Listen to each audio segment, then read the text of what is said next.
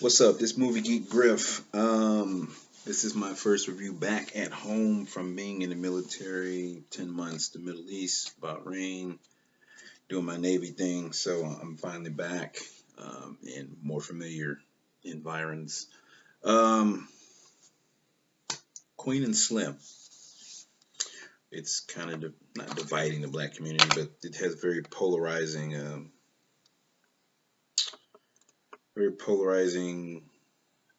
reviews. Some people really like it, some people don't like it.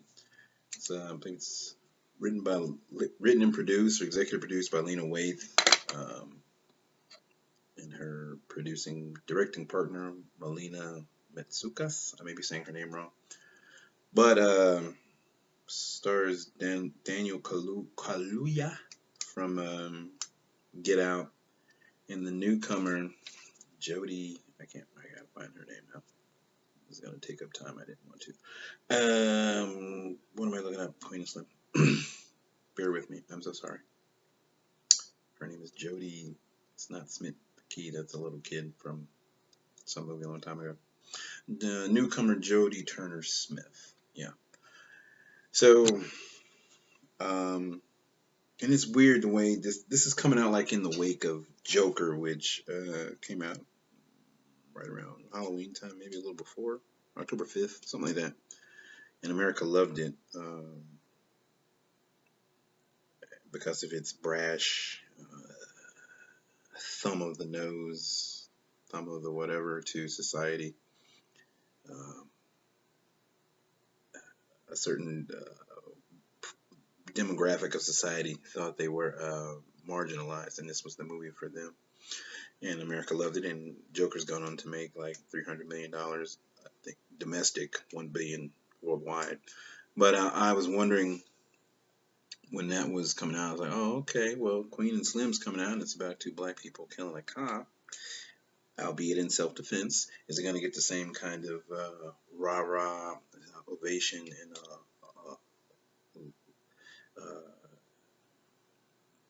I can't think of the words. Words are escaping me. I was wondering if it was going to get the same kind of laudatory raves that Joker got, and of course it has not worldwide.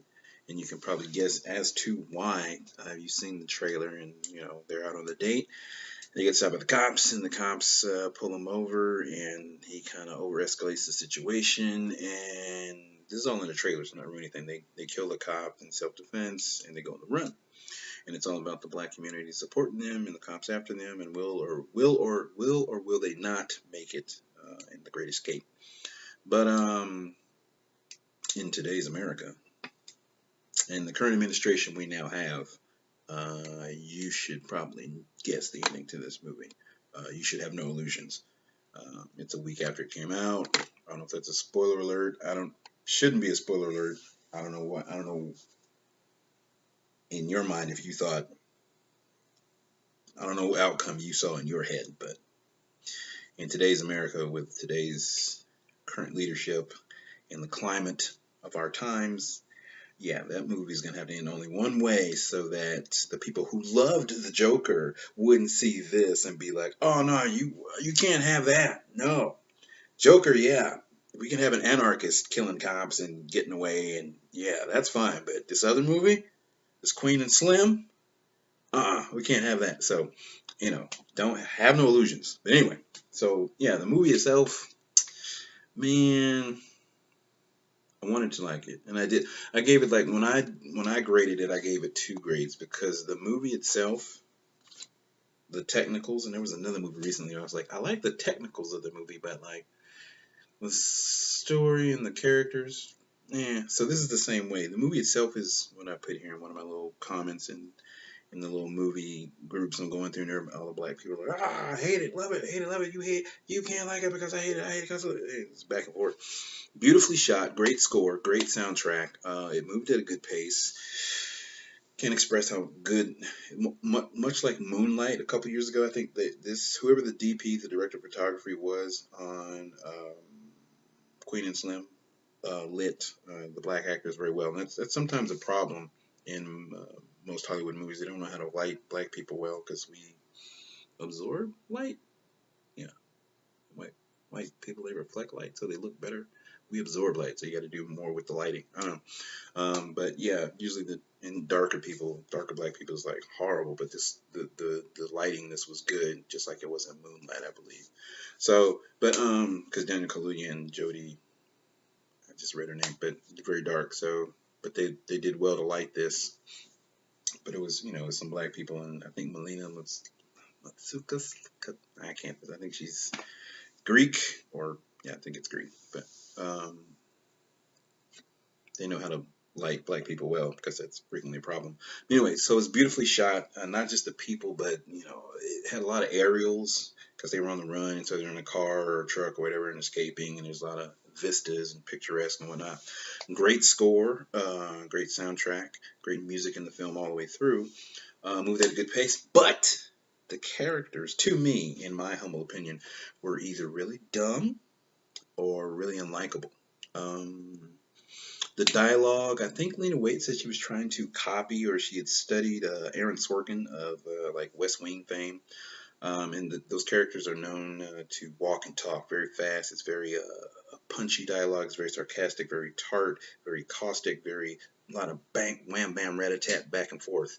And you don't see that much in black movies, but I think she was studying another screenwriter to have her characters talk like that. So to me, good on her for studying one of the greats. But in this movie, the dialogue felt like it belonged in a smarter movie, in another movie than what we were seeing.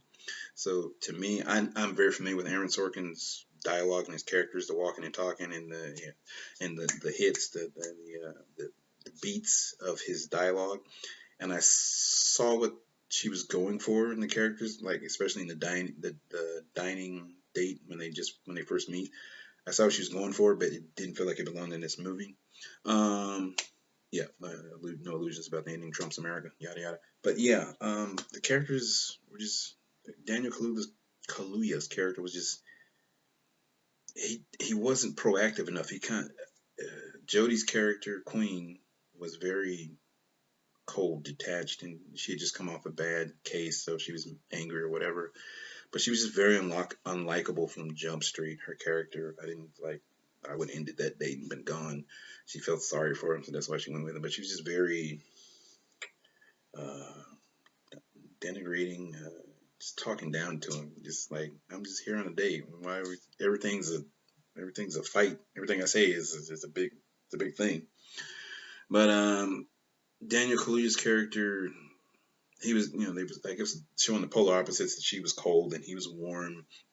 When they got in the car, he knew his character knew all the things to not do with the police, and he complied and got out. She was a lawyer, and she said the cop set it off, of course. Just you didn't. He had swerved because she was in his phone, and he reached for it, and the cop said he didn't execute a turn signal or something. But the cop was just over escalating the issues, as they are prone to do in America today. But he was complying, and then she got out because he asked him to get out and got anything on you, and she got out, and he was like, get back in the car, and she just, the character's just dumb. First, she's unlikable to me on the date, and then you're a lawyer, and so you get out of the car knowing how police operate, and you're gonna super escalate the already escalated situation. That just didn't make any sense. If you were that smart a lawyer, you should know to stay your butt in the car, excuse me, so it doesn't escalate. But she did, and then the cop shot her, winged her, grazed her, and then he had to shoot her to save her life because the cop would have, it was just like, y'all characters do some dumb stuff, and then just on the run, they were just doing dumb stuff. At one point, David Kaluuya's character, Slim, he had a gun, and then he needed gas, but the gas dude wasn't going to give him the gas unless he let him hold the gun, and he did, and then the kid was holding it at him, and he's like, what are you doing? He just gave him the gun, damn it. And, just a lot of on the run type of stuff, and I think they left a wallet, and I don't know if I would have ran. It's all there on the dash cam. I don't know that I would have ran. Everything would have been right there in the video that he overreacted. She was unarmed. He shot her, and the other dude struggled with him. I don't know that I would have ran if hopefully his dash cam was on, and even if I would have took my chances, because once you go on the run, I would have taken my chances staying there and explaining myself. Once you go on the run, they ain't gonna, police are not gonna have listen to anything you had got to say. So yeah, I don't. That wouldn't have been, that movie would have been a short one for me because I was just waiting to the cops and being face down on the ground with the interlocking fingers and my legs intertwined or whatever the heck I'm saying. It's check the video, the dash cam, because yeah, you run, it's over. But yeah, so I gave the movie the way it looked and everything, how well it's put together, B, but the B, yeah, solid B. The characters C minus. I was like, these characters just they showed us characters one way in a very short amount of time. They were acting a whole different way by the end of them. They were in love. They were bickering and fighting, and then they were loving each other and having sex and in the car. And it's like, what? It's not enough time for this to have transpired. But anyway, that's me. Movie Geek Griff. Go see Queen and Slim just because it's a good conversation starter. Y'all take care.